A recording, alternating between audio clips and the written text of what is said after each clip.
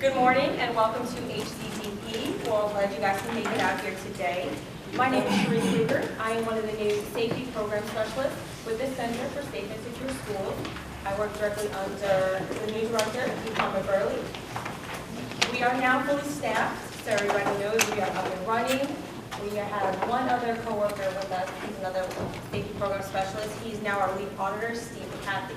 He couldn't be here today, but he sent his regards. If you have any information or any questions for the center, on our brochure, which I use in a little folder, our names and email addresses and contact numbers are on the back.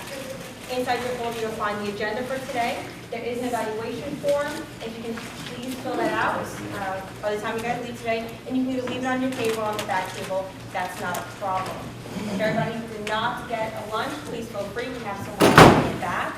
And I will be putting out the certificates out there, so when you are done, they will be in alphabetical order on the back table. Again, thank you for coming out here today, and I'm going to pass it over to Mr. On the agenda is the legislative update. It's at the bottom of the agenda, September the 10th. I've already been working with the Harris County District Attorney's Office, as well as the lead prosecutor for the JP courts. In fact, I got an email today from the Harris County District Attorney's Office letting me know that sometimes, probably within the very near future, that they were going to have an agenda set. So the earlier we get that agenda, the earlier that I'll be able to make changes with them in regards to what we are looking for in regards to that. But what we need to start doing right now is we need to start signing up for that now.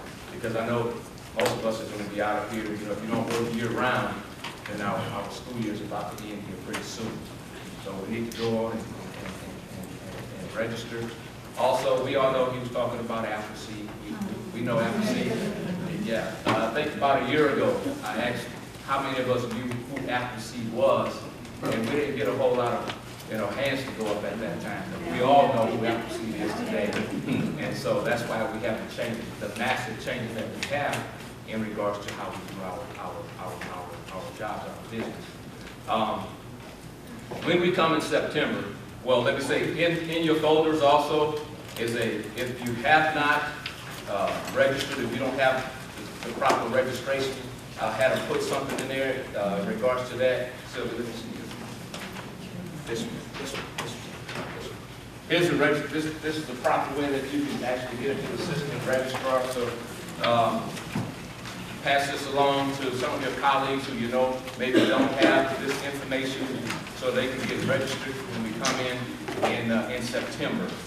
September the 10th, we're expecting anywhere from 350 to 500, because remember, if you were at the Campbell Center 2 years ago, I think we had about 300 there. And so we've got probably more agents that are going to be showed up on this week. And primarily, we're still looking for attendance officers, truancy officers throughout Harris County and the neighboring districts. Okay. And peace officers. Also, when we come for the meeting in September, and I'll put this in an email when I send it out. We're going to have to come. You're going to have to take the elevator in the garage, because that's the only way you can get up to the 5th floor. Okay, so we're going to be on the 5th floor, and I'll put all that information in the email so that we know where we're going on that particular day. I got a video that I like to show. We've got some celebrities. AFTERC, yeah. It's there. It's under the E. Click on the E. Highlight. There you go. And just scroll over to the video.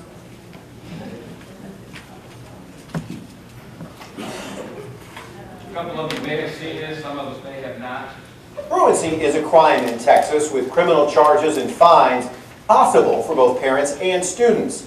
2 weeks ago, Fort Bend ISD suspended its truancy policy amid growing concern that the way Texas treats truants is outdated and unproductive. Fort Bend joins a growing list of educators, lawmakers, and advocates who are second-guessing the system. Elijah Haley was 10 years old when he knew life wasn't fair. I was in CPS care most of my life. I ran away twice. I've been homeless. I've been in about 6 or 7 different homes. With little guidance and no stability, school was not a priority. You know, because I was skipping school, but at the same time, there was a point when I couldn't go to school. I received a bunch of tickets because I would miss school. A child at the time with court costs and fines and criminal charges against him, because that is how Texas deals with truants. There's over $1 million worth of fines on this table. Judge Don Coffey is a Harris County Justice of the Peace. He showed us 5,000 outstanding warrants for adults who skipped school as children and haven't yet paid their fines. Most of these issued before he became a judge 4 years ago. I feel like the system is not working. Coffey says the fines don't get paid, and with outstanding criminal warrants, children cannot get their driver's licenses when they reach 16. It's a Class C misdemeanor, punishable by a fine of up to $500. Some courts, he says, try to work with families to find alternatives to fines or jail time. Others do not. Based on our research, there's no evidence that the current approach is improving graduation rates or improving attendance rates. Mary Mergler is with Texas Appleseed, a nonprofit which studied Texas's approach to truancy. The group found that in 2013, Texas, just one of 2 states to criminalize truancy for juveniles, filed 115,000 truancy cases. The rest of the country combined issued 50,000. Texas is relying almost exclusively on the court system to handle truancy. If you slap them with a fine, that might be their rent. You know, that could be their food for that month. A lot of times they target our at-risk youth without really addressing the real problem behind why they're not going to school. But the laws governing truancy could soon change. There is a movement here in Austin to alter the way truancy is handled in the court and in the classroom. Houston State Senator John Whitmire sponsored Senate Bill 106 that has passed the Senate and is awaiting a vote in the House. It reduces fines for parents, mandates intervention, and makes the case a civil issue for children. And if you really examine most instances, it was just hardships. It wasn't somebody that was just lazy or didn't want to go to school. I think it's a step towards the right way.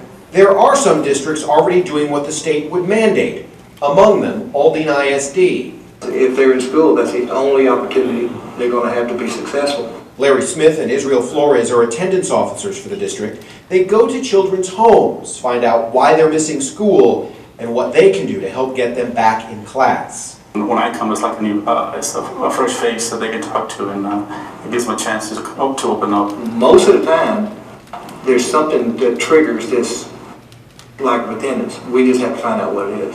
Aldine, according to Texas Appleseed, has one of the lowest rates of case filings in the state, and yet its graduation rate is better than similar districts which use the courts as a solution. I think they should all do what we're doing. I mean, it's obviously working for us. Elijah Haley is now 18. On his arms are tattoos that tell his young story. His heart on one sleeve, what he calls an ugly tree of life that manages to stand on the other. But a year ago, he graduated from high school. He has a job with plans to go to a barber college. He also owes $800 in truancy fines and doesn't have his driver's license. You know, I even tell other people, if I can graduate high school, man, it should be nothing cheap. He is one of thousands, wanting an education that was not easy to get, but that a change in law could make easier for so many. Senate Bill 106 is still awaiting passage in the Texas legislature. It is pending in committee in the State House. There is no vote scheduled yet on the House floor.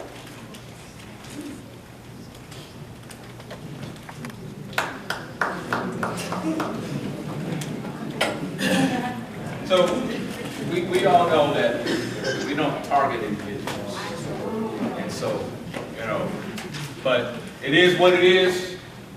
Laws changing, and so, you know, if we're going to continue to do what we do, I still enjoy my job. So just because the laws change is not going to make me change what I do. But, you know, it is what it is. And so we're going to be back here in September. When we come back in September, then the lawyers at that time should give us a clearer. Now the water's still going to be muddy.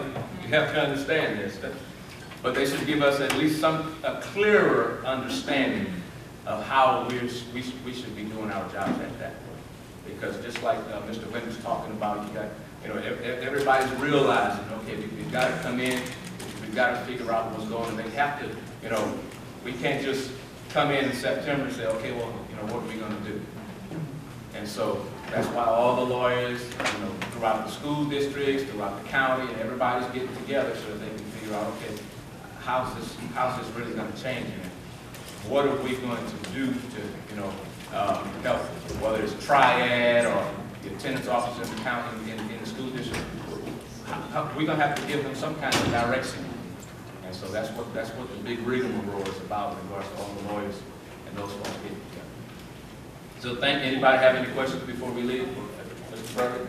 Just send your questions as you read the legislation on your own. If questions arise, email those to us. Our address again is on the brochure. Anybody have any questions? Okay.